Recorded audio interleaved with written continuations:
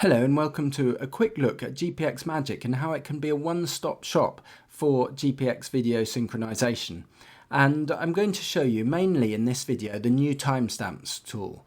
And there are a few little notes in the changelog that might be worth a look before you get started, but I'm going to show you a simple application of this.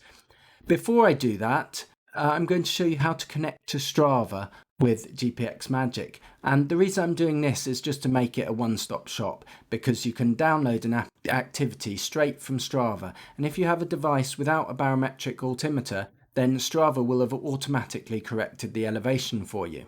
If you do have a device with a barometric altimeter, then my other video on correcting elevation data won't apply. I actually have a note in the description of that video, and you'll have to correct it yourself from within Strava.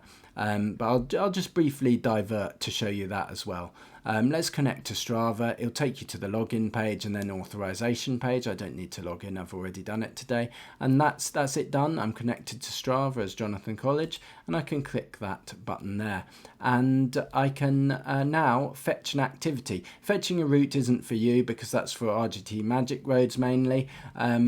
Fetching activity is what you'll want to do because that's what you've recorded for the ride with the video. And here's a ride here, and the activity number is up here in the address bar, so I can copy that. And quick diversion onto the aside about elevation correction. If I felt there was something wrong with my barometric altimeter, I could correct the elevation here. Now, if you want to know more information about elevation correction, I've got a very short video on 2 quick methods, and that doesn't show you this particular part. It's just assuming that you want a automatic correction if you don't have a barometric altimeter.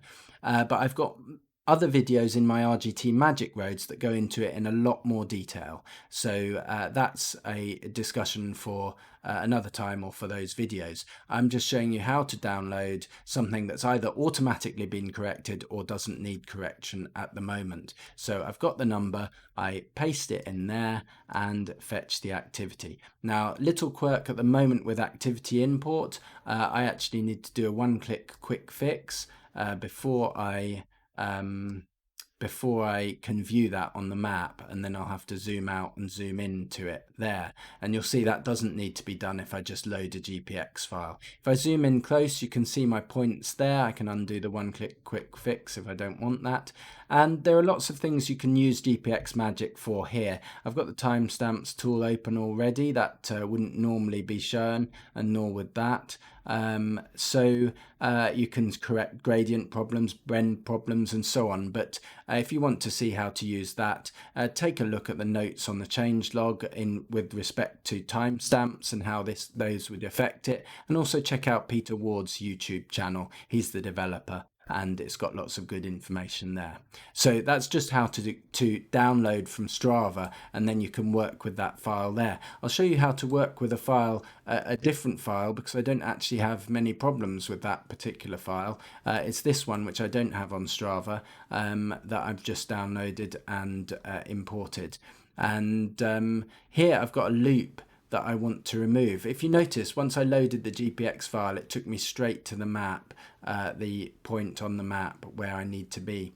And I've simulated a recording which isn't every 1 second. And so to correct that, I just click on the timestamps tool, and I can just replace track points at regular time intervals of 1 second, and boom, it's done. It's that quick. And now if I want to get rid of this loop, I can choose the start of the loop here. Maybe I think I want to connect these 2 points here. I can choose the start, and I'll drop a purple marker, and then I'll drop the orange marker at the end again.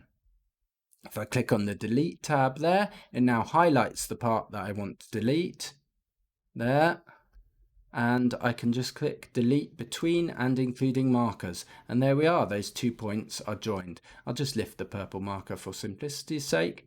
And you can see I'm at 2:41 ride time on the orange marker, but if I move onwards one, it's at 4:29. So take note of how much time you've removed if you're doing it this way round. I actually remove the video first and then match up the GPX file afterwards.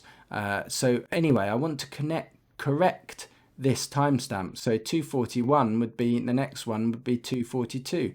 And I just need to do that and it's done. 242, 243, 244, 245. Easy. So that's really simple editing.